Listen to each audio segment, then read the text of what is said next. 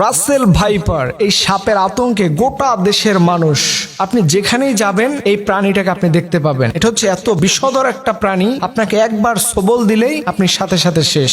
এই সাপের সবল থেকে, কামড় থেকে যদি আপনি বাঁচতে চান, তাহলে রাসূলের এই দোয়াটি আপনি সকাল সন্ধ্যা 3 বার যদি পড়তে পারেন, আমি আল্লাহর নামে কসম করে বলি এই সাপ কখনো আপনাকে কামড়াতে পারবে না। এটা একবারে 100% গ্যারান্টি যে রাসূলের দোয়া, শেখানো দোয়া অনুযায়ী আপনি যদি দোয়া করতে পারেন, তাহলে এই রাসেল ভাইপার এর সবল থেকে, এর কামড় থেকে আপনি টোটালি বেঁচে যাবেন। রাসূল সাল্লাল্লাহু আলাইহি সাল্লাম আমাদেরকে শিখিয়েছেন, তিনি বললেন আউযু বিকালিমাতিল্লাহি তাম্মা মিন শাররি মা খালাক। তিরমিজির 3604 নম্বর হাদিসের মধ্যে এসেছে, আল্লাহ রাসূল বললেন, পৃথিবীর যত বিষাক্ত প্রাণী হোক, বিষাক্ত যত ভয়ঙ্কর সাপ হোক না কেন, এই দোয়া যে ব্যক্তি সকাল সন্ধ্যা 3 বার পাঠ করবে, আমল করবে, আল্লাহ তাআলা এই দোয়ার উসিলায়, এই দোয়ার উসিলায় এবং রাসূলের শেখানো এই হাদিসের কওল অনুযায়ী এই বান্দাকে, এই আল্লাহর গোলামকে কখনো সাপে সবল দিতে পারবে না।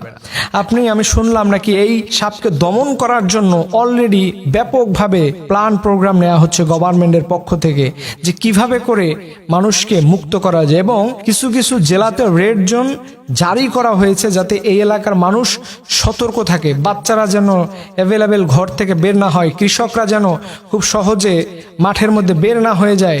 এর জন্য কিছু কিছু জেলাতে সেখানে রেড জোন জারি করা হয়েছে, যে খবরদার আপনারা ঘর থেকে বের হলে অধিক সতর্কতাবশত বের হবেন, কারণ এই রাসেল ভাইপার এমন একটা ভয়ঙ্কর প্রাণী, ভয়ঙ্কর একটা সাপ, যে আপনাকে যে কোনো মুহূর্তে শেষ করে দিতে পারে।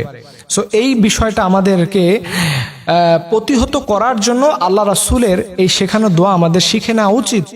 আমরা অনেক সময় বিভিন্ন কেমিক্যাল ইউজ করব, দেখা যায় প্রাণীটাকে শেষ করে দেওয়া হবে, কিন্তু এটাকে শেষ করে দিলেও পৃথিবীর জন্য ক্ষতি আছে। আল্লাহ তাআলা কোনো প্রাণী কোনো অকারণে সৃষ্টি করেননি। ন্যাচারাল পদ্ধতি হচ্ছে আল্লাহর দোয়া কালাম, আল্লাহ তাআলা সৃষ্টি দিয়ে যদি এটাকে থেকে, এর অ্যাটাক থেকে আপনি বাঁচতে পারেন, সেটা হচ্ছে সবচেয়ে নিরাপদ। কিন্তু আপনি কোনো প্রাণীকে একবারে নিঃশেষ করে দিবেন, বাট এটার মধ্যে কোনো কল্যাণ নাই। এর জন্য আসুন আমরা সবাই মিলে এই দোয়াটি আবারও আমরা আপনাদের সাথে বলছি, যে আপনারা মুখস্থ করে নেবেন, কারণ এরকম একটা ভয়ঙ্কর সিচুয়েশন আপনার যে কোনো সময় আসতে পারে। ঘরের মধ্যে বসে আছেন, হঠাৎ করে দেখতে পাচ্ছেন এই প্রাণীটাকে। সো এই বিষয়টাকে আপনাকে সতর্ক থাকার জন্য এই দোয়াটা আমরা আবারও বলতেছি, আপনি পড়ে নেবেন আউযু বিকালিমাতিল্লাহি তাম্মা মিন শাররি মা খালাক। এই দোয়াটা পড়লেই আল্লাহ রাব্বুল আলামিন আপনাকে এই সাপের সবল থেকে হেফাজত করে। সবরনা আমিন।